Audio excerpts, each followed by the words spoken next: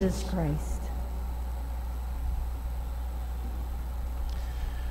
A blessed evening to everyone, and also to our fellow worshipers in other parts of the world joining us through this live streaming. In the past week already, we have been reading from the letter of Paul to the Romans, one of the most beautiful, solid, full of doctrine letter of Paul. And one of the main concern of this letter is to present what would be the image, the meaning of being saved by Jesus Christ. And what does this implies? How one is saved by Jesus Christ, etc.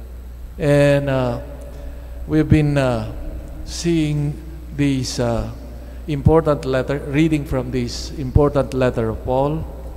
And today, for example, tries to present to us the issue of suffering in the midst of being saved already by Jesus Christ.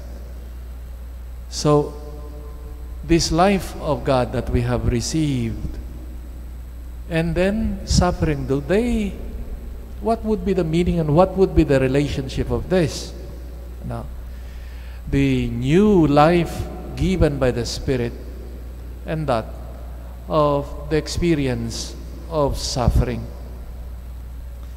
And first of all, we see the argument or the presentation here of Paul is that he tries to use the image also of creation as an image, as a proof of to illustrate his point.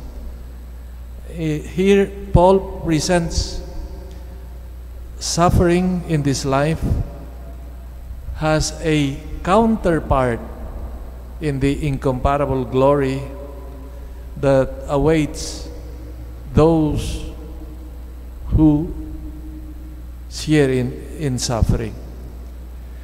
The first assurance for this situation is taken by Paul from the state of creation, the physical creation.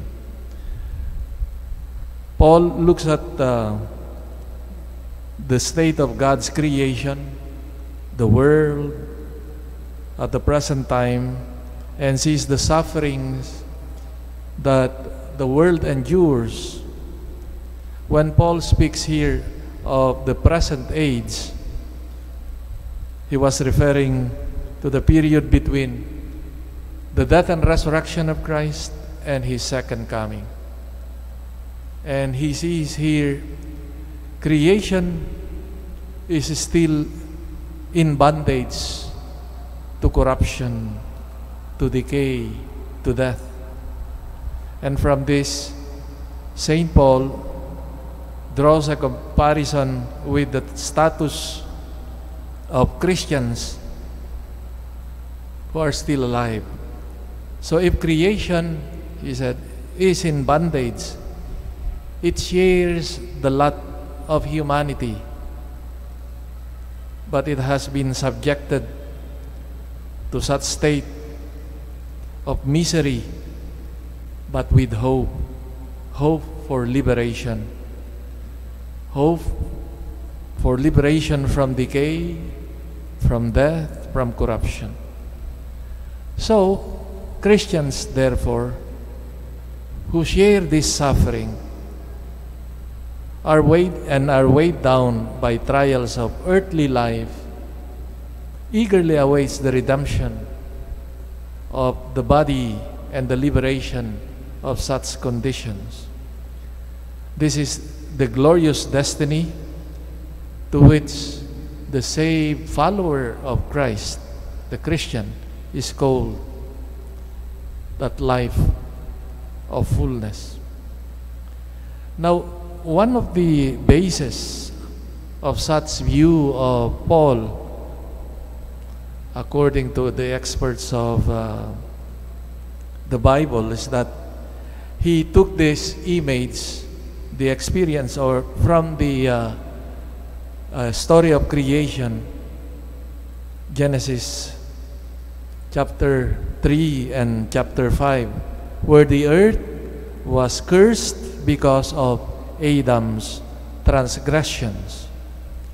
So the world created for humankind, the blessings given to him, fertility of the soil, fruitfulness of the trees, the brilliance of the stars, the friendliness of animals, etc., were all lost because of Adam's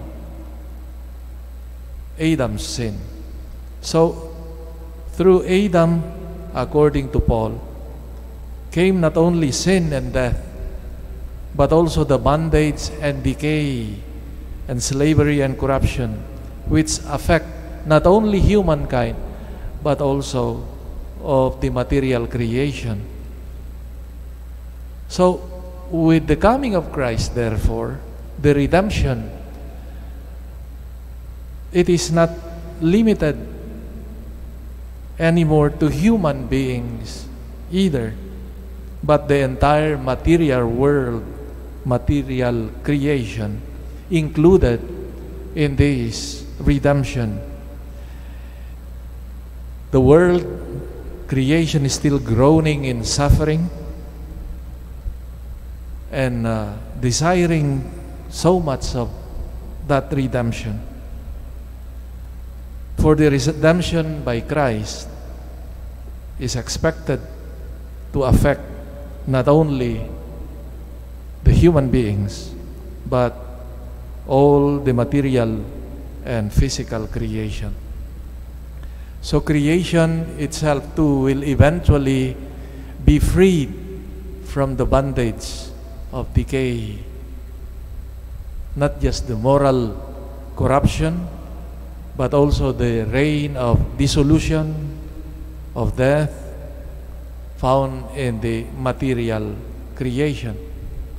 So physical creation is thus not to be a mere spectator of humanity's liberation and the triumphant glory, but creation will also share in this, being released from its bondage, from such condition of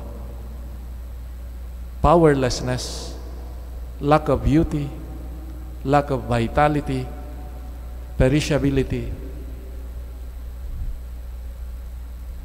is seen by Paul as part of this redemption and glorification of the children of God. What can we learn from this important reading today?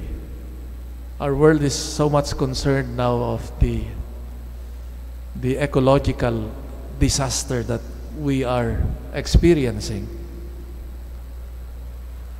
And we notice and we realize that our destiny as human beings, as humankind, and that of the material world, material creation, are intimately intertwined. Like during creation, the created world was cursed because of human sin. And we also see that same dynamics even today because of human sinfulness, greed, that we put our world, our common home, into jeopardy. This has been emphasized by Pope Francis in his teachings on creation, our respect and love for creation. Thus he calls, among other things, not just care for creation, but he said, starts with conversion, because genuine conversion truly leads us to care not only for ourselves, but also for God's creation. When we are alienated because of sin, that we destroy ourselves, in the end, we end up destroying others, and also not others, but also of God's creation. Thus, we are called to this process of conversion. For a truly Christian believer converted to the Lord becomes a blessing to others, a blessing to himself or to herself, and a blessing also to creation. As we share this Eucharist, the gift of Jesus, of himself for our redemption, we ask that we may be led to a greater conversion, to become better members of this earth and work for the betterment of our world, for it reflects our own love for God and for others. Amen.